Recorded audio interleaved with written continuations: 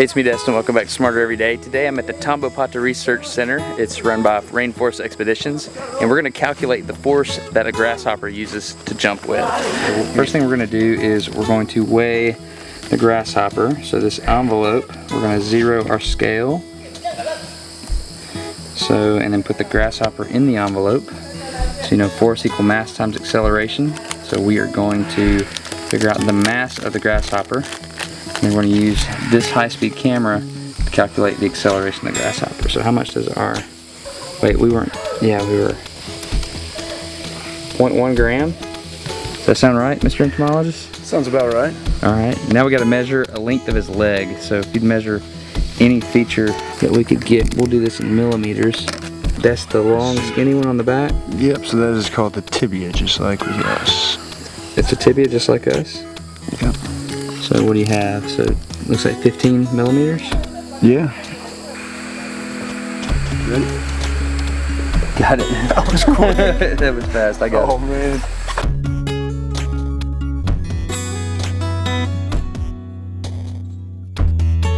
Okay, I'm ready. 3, 2,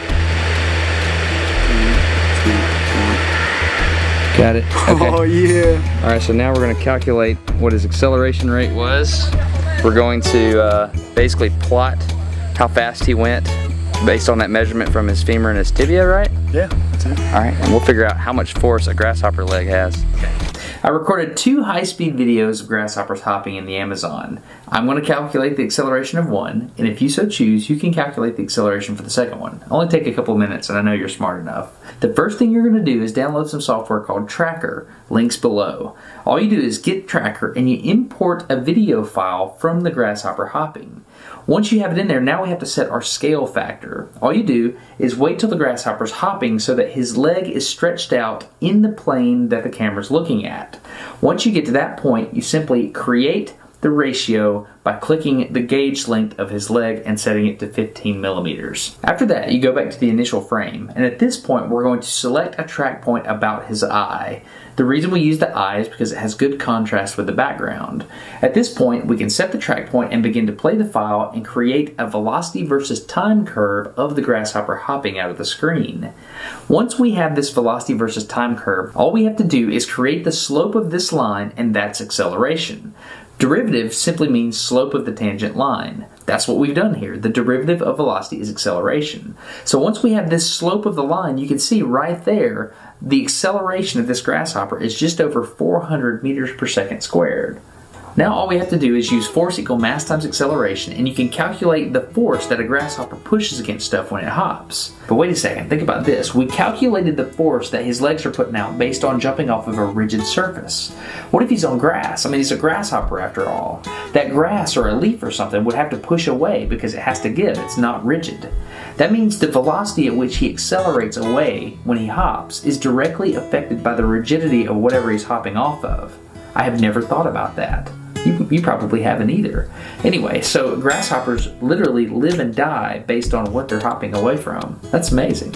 Okay, if you're not too lazy, go grab that tracker software, get that second hop video file from the video description, calculate the instantaneous velocity of that grasshopper as he hops out of the screen, back out the acceleration, and then from there calculate the force on the grasshopper legs. Should be pretty fun. Leave me a comment, tell me what value you get, see if it compares to the first number we got. Ready for grasshopper launch? Yes, sir. Okay, here we go. 5, 4, 3, 2, 1, go. Try it on the floor this time. Set it up. Okay, this week on Smarter Every Day, I'm going to recommend an Audible.com book, which is Wicked Bugs by Amy Stewart. You know, Audible is a sponsor for Smarter Every Day, so you'd help Smarter Every Day out if you go download a free audiobook at audible.com/smarter. Anyway, this one's about all kinds of crazy bugs and how they've interacted with humans throughout years. You may recognize some of the names of the bugs from Smarter Every Day. Brown recluse, Brazilian wandering spider, things like that. Anyway, audible.com/smarter. You'll help Smarter Every Day and you'll get a free audiobook. It's really a win-win. Are you ready for lunch? Yes, sir. Okay, you ready? You think you can hit the ceiling this time? Yes, sir. 5, 4, 3, 2, 1, go! That was good. Anyway, shouldn't you be calculating the acceleration of a grasshopper jump right now? Anyway, audible.com/smarter. Thank you very much for your support. Getting smarter every day. Have a good one.